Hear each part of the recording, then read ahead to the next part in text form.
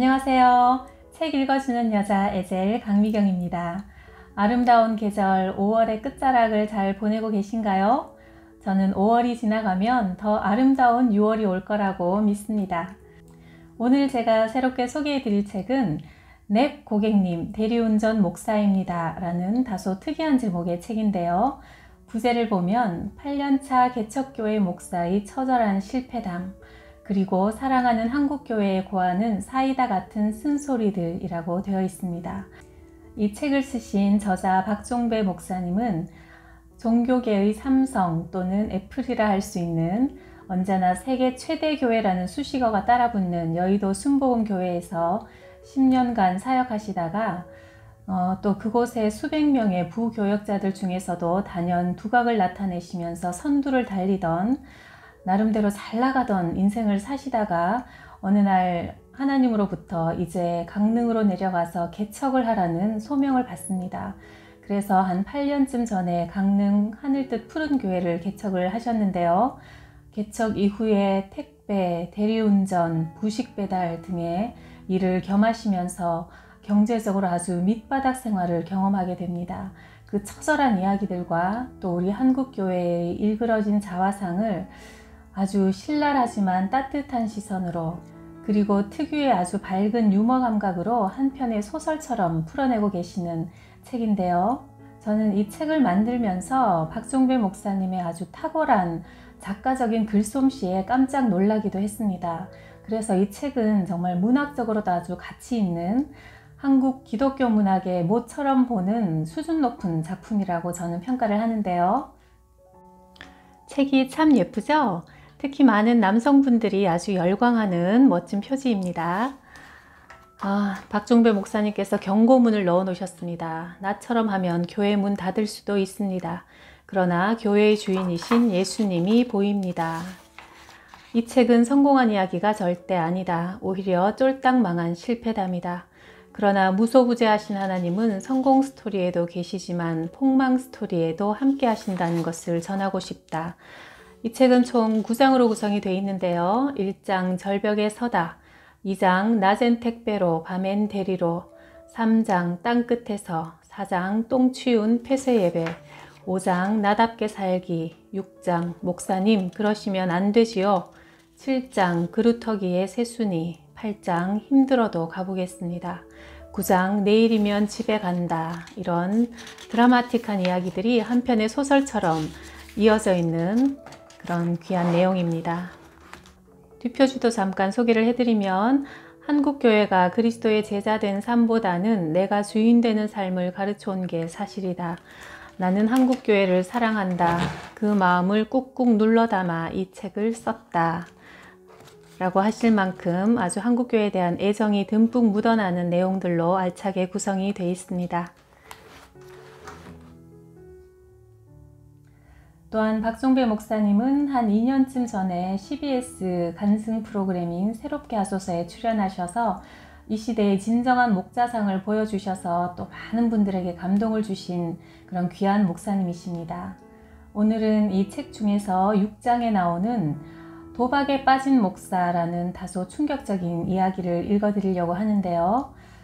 같은 기독교인으로서 어떻게 보면 참 부끄럽고 아픈 이야기이긴 하지만 골문 부분을 덮어놓기보다는 드러내서 도려낼 때 오히려 새살이 돋는 희망이 있을 거라는 그런 바람으로 제가 오늘 이 이야기를 공개하려고 합니다.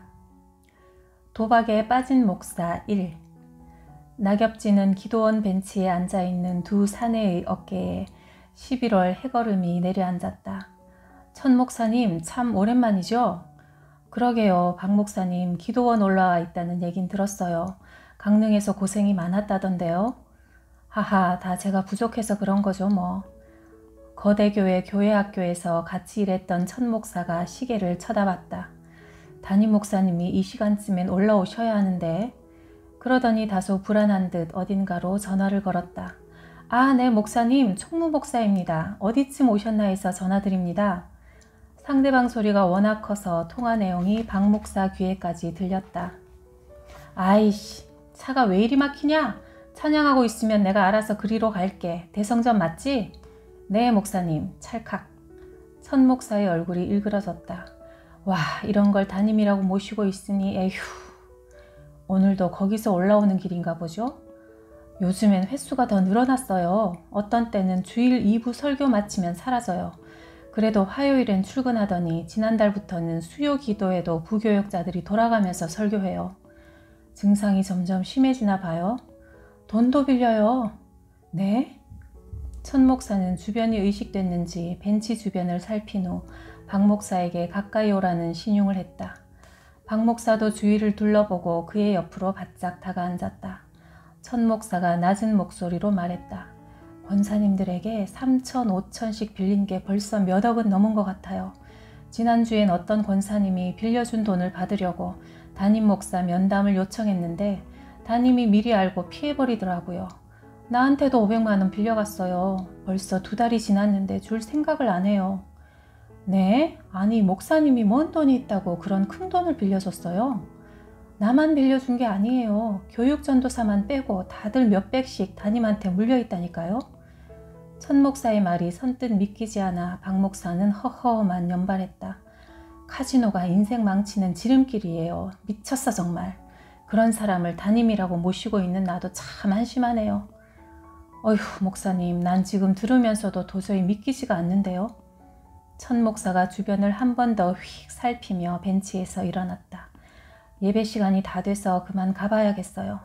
박 목사님도 이번 위기를 잘 넘기면 좋은 시절이 올 겁니다. 윗대가리들이 하나같이 저 모양들이니 우리 같은 부교역자들이 안 할 고생까지 하는 거죠. 우린 정말 후배들한테 잘해주자고요.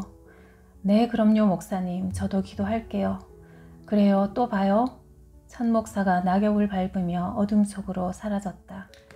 그로부터 2년 후 박 목사가 대리운전 콜 완료 후 픽업차를 기다리는데 문자가 떴다.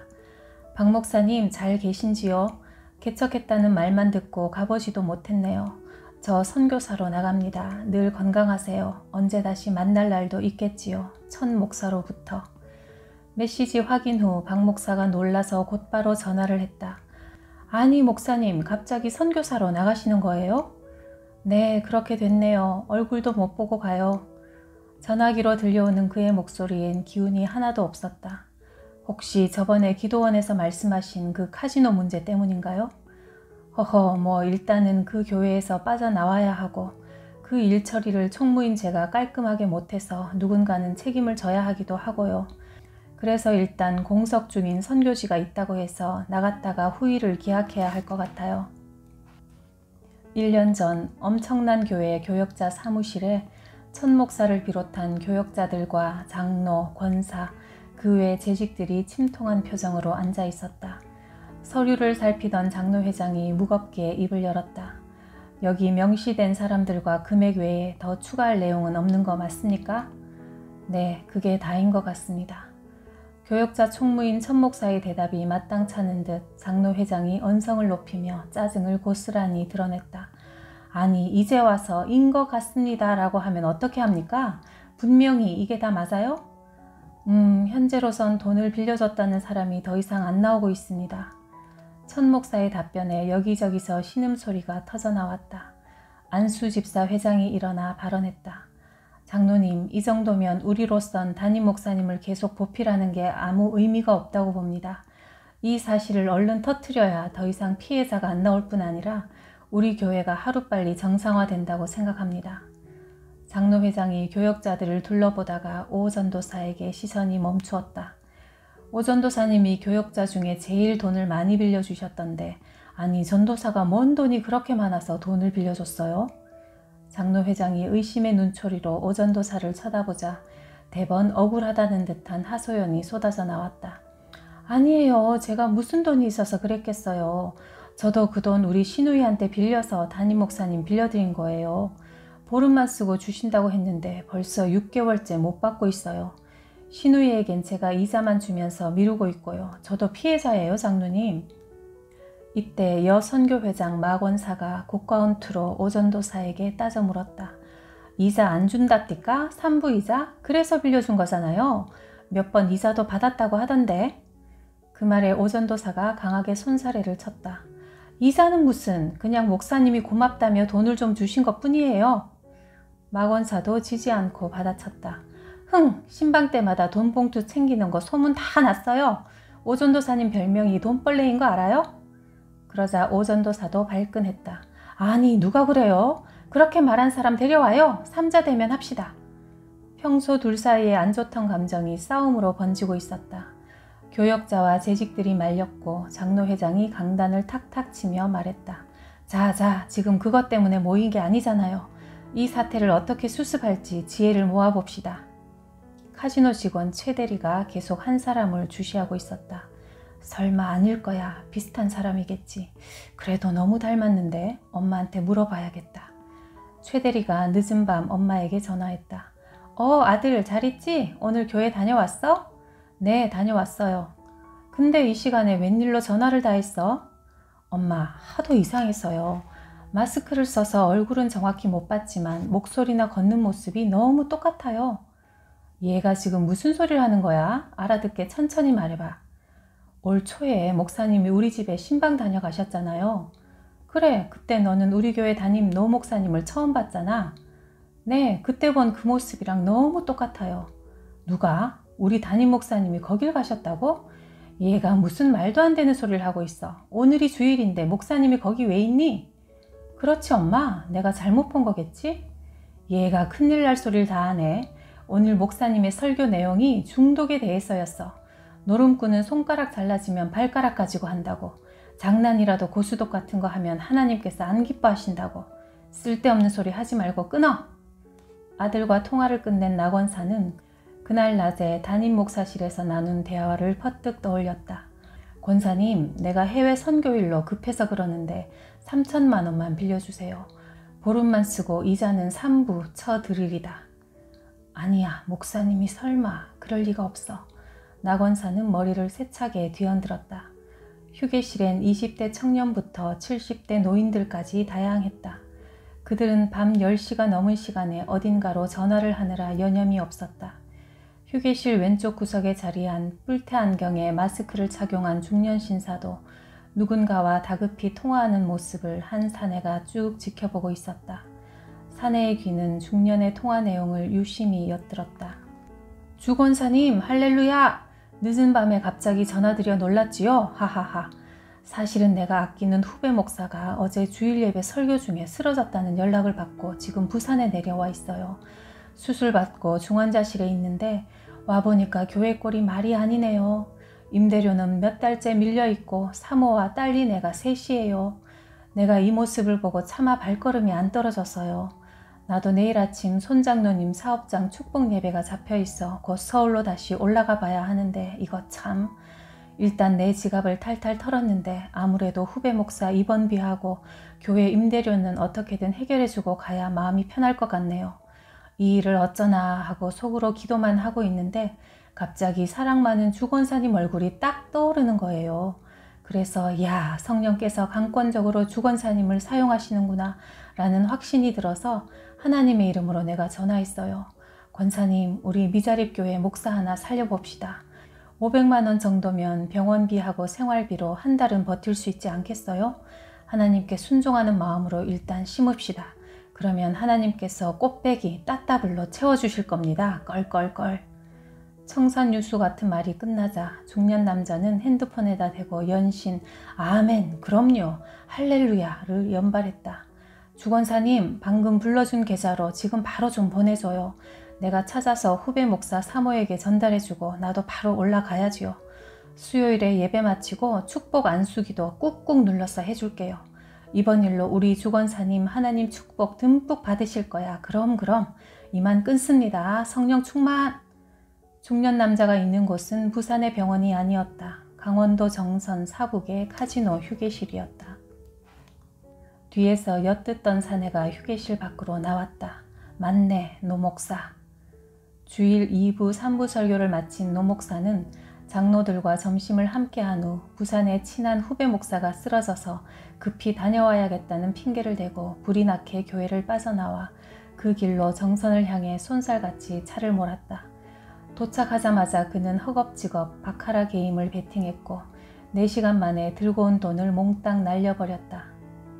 노 목사는 휴게실에서 돈 빌릴 사람을 궁리하다가 평소 인정이 많은 주권사가 떠올랐고 밤 10시가 넘은 시간에 전화를 걸어 새빨간 거짓말로 500만 원을 자신의 통장으로 송금하게 했다. 그렇게 받은 돈으로 다시 바카라를 했지만 이번에도 모조리 잃고 말았다. 카지노 직원 최대리의 숙소.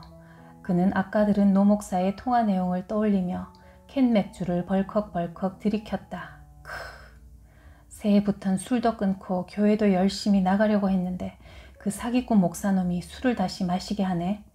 감쪽같이 속았다는 생각에 열불이 난 최대리는 남은 맥주를 쭉 들이켰다. 그가 자신의 핸드폰에 찍힌 도박하는 노 목사를 째려보며 중얼거렸다. 이 사진을 엄마한테 보내는 게 엄마를 위하는 길이다.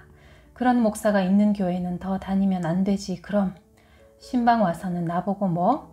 비록 도박장에서 근무하더라도 다니엘처럼 하나님께 뜻을 정하고 아침 저녁으로 숙소에서 기도해보라고? 그럼 하나님께서 복 주실 거라고? 허허 참, 내가 여기서 신앙생활 잘하고 있나 없나 신방이라도 하려고 왔냐? 이 사기꾼아. 아, 완전히 속았네, 속았어. 생각할수록 화가 머리 꼭대기까지 뻗친 최대리는 냉장고 속 캔맥주를 하나 더 꺼내 들고는 거칠게 입구를 땄다. 퍽! 주일 저녁 비바람 불고 배고프고 교회 임대료 걱정은 태산인데 대리운전 콜은 없고 박 목사가 편의점 처마 밑에서 처량하게 비를 피하며 픽업차를 기다리는데 톡이 들어왔다. 노 목사가 담임하고 있는 엄청난 교회의 문 목사였다. 박 목사님, 우리 교회 담임 노 목사 카지노에서 도박하는 거 누가 사진 찍어 올리는 바람에 오늘 교회가 발칵 뒤집혔어요. 담임 목사 사표 썼어요. 주여. 도박에 빠진 목사 2. 삼복더위가 기승을 부리는 여름 휴가차 강릉에 들린 유 목사가 박 목사에게 물었다. 목사님, 혹시 개척 나올 때 교역자 연금 찾으셨나요? 그럼요. 한 푼이 아쉬운데 당연히 찾았죠. 그런데 그건 왜 물어보세요? 와, 잘하셨어요. 지금 연금이 어떻게 될지 몰라 다들 불안해하잖아요. 아니, 그게 누구 한 사람 장난친다고 되는 일이 아니잖아요. 관계자들의 협조와 묵인 없이는 불가능할 텐데요. 유 목사가 바로 정답을 맞췄다는 듯 손뼉을 쫙 쳤다. 그러니까요. 아니, 그럼 김 목사가 카지노 출입하는 게 사실이란 말인가요? 엊그제 난 기사에는 본인은 카지노에 교회 부채 문제를 해결하려고 사채업자 만나러 간 것뿐이지 도박은 안 했다고 하던데 그걸 누가 믿겠어요? 허허 참, 그러니까 목욕탕은 갔다. 그러나 목욕은 안 했다. 이건가요? 이러다 우리가 낸 교역자 연금 다 뜯길 판입니다. 제기랄. 주일 저녁 무진장교회 교육관에 100여 명의 재직들이 김 목사를 기다리고 있었다. 분위기가 침울했다. 잠시 후 김 목사가 총회 관계자들과 함께 나타났다. 그중 사회를 맡은 한 목사가 무겁게 입을 열었다. 오늘은 참 우리 모두의 마음이 무너지는 날입니다. 존경하는 김 목사님께 일부 부정적인 세력들이 소위 가짜 뉴스를 퍼뜨리고 그것이 사실인 것처럼 김 목사님의 명예를 아주 심하게 훼손시키고 있습니다. 이에 교단에서는 이번 사태의 심각성을 간파하고 총회를 대표해서 우리 임원들이 무엇이 진실이고 무엇이 가짜인지를 제3자의 입장에서 성도님들에게 정확히 가려드리기 위해 제가 이 자리에 섰습니다. 먼저 총회 서기로 섬기시는 강모모 목사님 나오셔서 기도해 주시겠습니다. 강 목사가 온갖 미사여구를 붙여가며 김 목사를 지켜 세우는 대표 기도를 마치자 김 목사의 카지노 출입 비리 의혹에 대한 질의가 시작되었다. 무진장교회 바로 세우기 모임 일명 무바모 대표를 맡은 공집사가 담임 김 목사에게 질문했다. 목사님은 교회 헌금과 총회 연금을 관계자의 허락 없이 무단으로 대출하여 그 돈을 도박에 탕진했다는 것을 인정하십니까? 공집사의 질문에 김 목사 지지파들이 야유를 보냈다. 공집사, 사탄마귀 물러가라! 교회 빨갱이는 물러가라! 아, 네, 성도 여러분 자중해 주십시오. 강단에 선 김 목사가 손을 들어 자신을 지지하는 신도들에게 자제하라는 신용을 했다. 그리고는 회중을 오른쪽에서 왼쪽으로 쭉 훑어보더니 점잖게 말문을 열었다. 여기에 앉아 계신 성도님들 한 분 한 분은 저의 눈에 넣어도 안 아플 만큼 참으로 귀한 보배 같은 분들이십니다. 여러분 한 사람 한 사람을 처음 만났던 그날을 저는 지금도 생생히 기억하고 있습니다. 새벽 2시 열이 펄펄 끓는 어린 핏덩이를 차집사가 사택으로 데려왔을 때 집사람과 제가 생명 걸고 하나님께 기도했더니 그때부터 차집사의 딸 은총이가 열이 떨어지고 제정신으로 돌아와서 지금은 결혼하여 애까지 낳아 얼마 전 예배 시간에 인사한 것 여러분들 기억나실 겁니다. 개척하고 성전에 빗물이 뚝뚝 떨어질 때 양동이란 양동이는 다 가져다가 물 새는 것 받아내던 우리 아닙니까? 그런데 어쩌다 우리가 이 지경까지 오게 되었습니까? 이 자리에 서기 직전까지 저는 목양실에서 눈물로 기도하다 왔습니다. 김 목사의 신파조 발언에 나이든 재직들이 손수건으로 눈물을 찍어냈다. 이 모습에 김 목사가 힘을 받아 특유의 웅변조로 열변을 이어갔다. 사랑하는 무진장 교회 성도 여러분, 저의 죄라면 교회를 사랑했던 것 뿐입니다. 네, 맞습니다. 저 카지노 갔습니다. 그러나 도박은 안 했습니다. 절대로 안 했습니다. 여러분도 다 아시다시피 지금 우리 교회가 새 성전 건축으로 자금 조달에 어려움을 겪고 있던 중 제 고향 친구로부터 전화가 걸려왔습니다. 장로로 하나님 잘 믿는 그 친구가 그럽디다. 김 목사, 카지노에 내 친동생처럼 아끼는 후배가 사채업을 크게 하고 있어. 거기 가면 몇십억 정도는 싼 이자로 빌릴 수 있다고. 내가 다 말해놨으니 꼭 찾아가봐. 그래서 제가 간 겁니다. 김 목사의 발언에 지지파가 박수로 응원하며 아멘을 외쳐댔고 나이 지긋한 권사가 일어나더니 목에 힘을 주어 성토했다. 우리 목사님을 괴롭히는 사탄 마귀의 앞잡이들은 당장 교회를 떠나라. 아멘! 지지부대의 함성이 교육관에 울려 퍼졌다. 이에 질세라 반대파도 더 우렁찬 고함으로 응대했다. 교회의 주인은 예수님이십니다. 교회를 바로 세웁시다. 아멘! 와! 이번엔 무바모 여성대표 정권사가 김 목사에게 질문했다. 그럼 목사님, 왜 하필 주일날 카지노에 가셨나요? 그동안 수요 기도회에도 안 보이실 때가 많았습니다. 우리가 알아본 결과 당시 그곳엔 부흥의 집회도 없었던 것으로 확인되었습니다. 이에 대해 납득할 만한 답변을 해주십시오. 김 목사가 어이없다는 표정을 지으며 답했다. 정권사님, 우리야 신앙생활을 하니까 주일이 있지. 그 사람들은 주일이라는 거 아예 모릅니다. 사채업을 하는 친구 후배가 주일 오후에나 시간이 된다니까 내가 간 것이고, 아니 몇백만 원 빌리는 게 아니지 않습니까? 수십억을 빌려야 하는 상황에서 서류 준비하다 보면 의외의 돌발 상황이 일어날 수 있고, 그러다 보니 3, 4일 머물 수도 있는 거지. 뭐 내가 카지노에서 노름하려고 며칠씩 있었던 건 절대 아닙니다. 여러분도 잘 아시겠지만 서울과 정선까지는 고속도로가 아직 없습니다. 휴가철에 차도 많이 막히고 그래서 수요일까지 지내면서 일 보고 온 겁니다. 다시 한번 분명히 말씀드립니다. 제가 카지노 간 건 맞습니다. 그러나 도박은 절대 안 했습니다. 이게 진실, 팩트입니다. 김 목사의 발언에 지지파 신도들이 아멘 하며 박수를 쳐댔다. 김 목사의 카지노 출입, 비리 의혹에 대한 질의 토론회는 시시비비가 가려지긴커녕 지지파 대 반대파 간의 불신의 골만 더 깊어지게 만들고 말았다. 그 이후 무진장 교회는 완전히 둘로 쪼개져 버렸다. 모든 예배는 두 곳에서 드려졌다. 본당에선 담임 김 목사파가 예배를 드렸고 교육관에선 김 목사의 사퇴를 요구하는 무리가 예배를 드렸다. 무진장 교회 교인들은 하나님이 서로 자기들 편이라고 믿으며 상대방을 사탄이라 비방해 댔다. 김 목사를 따르는 이들과 교단 관계자들은 용력까지 동원해 반대파를 교회에서 몰아내려 했지만 상대편 교인들은 교육관 입구에 의자와 비품 등으로 바리케이트를 치고 결코 물러서지 않았다. 끝내는 경찰까지 출동해야 했던 이 싸움은 동네 구경거리로 사람들의 손가락질을 받았고 교회 분란 사태가 공중파 방송에서도 다뤄졌다. 1년 넘게 교인 간의 분쟁이 이어지는 과정 중에 반대파는 김 목사를 건축헌금 횡령 혐의로 경찰에 고발장을 접수했고 사건의 심각성을 파악한 경찰에선 김 목사의 비리 사실을 검찰에 넘김으로 2년간의 지루한 법정 공방이 시작되었다. 이에 김 목사는 끝까지 자신의 결백을 주장하며 교계의 폭넓은 인맥과 유능한 변호사들을 채용해 적극 방어했다. 그러나 검찰은 조사를 통해서 김 목사가 횡령한 교회 돈 대부분을 카지노에서 탕진한 사실을 증거와 함께 밝혀냈다. 김 목사의 최후 선고 공판이 열리던 날 법정 안은 지지파와 반대파 교인들 그리고 교단 임원들로 가득 찼다. 재판의 모든 절차가 끝나고 재판장이 마지막 판결문을 낭독했다. 목사는 일반인보다 도덕성이 높아야 한다. 그런데 피고인은 주일까지 도박장에서 살다시피 했다. 피고인이 카지노에서 잃은 30억은 성도들의 땀과 피로 신께 드린 헌금이었다. 고로 피고인은 하나님의 돈을 몰래 훔친 것과 같다고 할 수 있다. 그동안의 피고인은 수시로 말을 바꾸는 등 뉘우치는 모습이 전혀 없었다.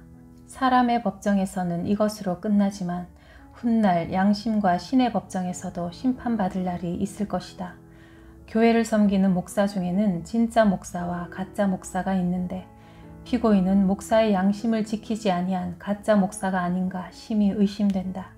이에 재판부는 피고인에게 징역 4년 6개월을 선고한다. 땅. 재판장의 선고와 함께 김 목사는 바로 법정 구속되었다. 그날 밤 무바모 대표 공집사 부부는 잠자리에 누워서도 잠이 오질 않았다. 교회 돈을 횡령한 김 목사가 준엄한 법의 심판을 받고 구치소에 수감되었지만 기쁘기는커녕 마음이 아팠다. 공집사 부부는 무진장 교회의 창립 멤버였다. 교만해질까봐 장로 장립 권유도 사양한 채 김 목사를 보필해왔다.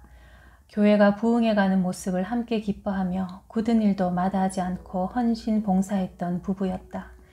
공집사의 아내가 천정을 향해 깊은 한숨을 토해내며 말했다. 여보, 목사님이 젊었을 땐 참 열정도 대단했고 사랑도 많아서 성도들을 끔찍히 위했는데요. 그랬던 분이 어쩌다가 저렇게 괴물로 변했나 모르겠어요. 남편 공집사도 돌아누워 길게 한숨을 내뱉으며 대답했다. 성경 말씀에 있잖아. 선줄로 생각하는 자는 넘어질까 조심하라고. 목사님이 성전 건축하고부터 교인수가 팍 늘고 교계에 알려지면서 초심을 잃어간 것 같아. 방송에도 자주 나가고 부흥회로 해외까지 불려다니면서 조금씩 변질되는 게 보이더라고. 그래도 도박에만 손을 안 댔어도 이 지경까지 망가지진 않았을 텐데. 검사가 그러잖아. 목사님은 도박 중독이라고. 박 목사의 페이스북에 패친이 퍼올린 기사가 떴다. 무진장 교회 김 목사, 교회 돈 30억 횡령, 도박 탕진, 징역 4년 6개월 확정, 법정 구속. 뭐? 교회 돈 30억을 횡령해서 도박으로 날려? 와, 나는 지금 3만원 벌자고 비바람 치는 주일 밤에 대리운전하러 나와 있는데 주여. 하늘을 쳐다봤다. 깜깜했다. 박 목사 마음에 슬픈 비가 내렸다. 차라리 한편에 지어낸 소설이었다면 저도 참 좋겠는데요. 너무나 안타깝게도 그동안 우리 한국교회 안에서 실제로 일어났던 실화들입니다. 우리 한국교회가 그동안 배가 부르고 비대해져서 하나님보다는 돈, 만몬신을 공공연하게 숭배해온 현실을 아주 적나라하게 드러내주는 일화들이라고 생각을 하는데요. 누구를 손가락질하기 이전에 이제 우리 모두가 한국교회의 정화와 회복을 위해서 눈물로 기도해야 할 때라는 생각이 들어서 안타까운 마음을 무릅쓰고 공개를 해드렸습니다. 다음 시간에는 좀 더 밝은 분위기의 이야기인 꽃뱀에 물린 사나이, 눈물의 봉헌 기도, 잘 사는 게 뭘까? 라는 제목의 이야기들을 읽어드리겠습니다. 이 책은 아래 링크를 통해서 구입하실 수가 있고요. 약 340페이지 정도에 달하는 좀 분량이 많은 축에 속하는 책인데요. 그러나 이 책을 읽으셨던 여러분들이 단숨에 읽어치웠다고 할 만큼 또 아주 색다른 재미와 감동으로 가득한 책입니다. 모처럼 한편의 아주 드라마틱한 소설책을 읽는 듯한 즐거움을 느껴보실 수 있을 겁니다. 독서하는 즐거움으로 더위를 날려보세요. 오늘도 함께 해주셔서 감사드려요.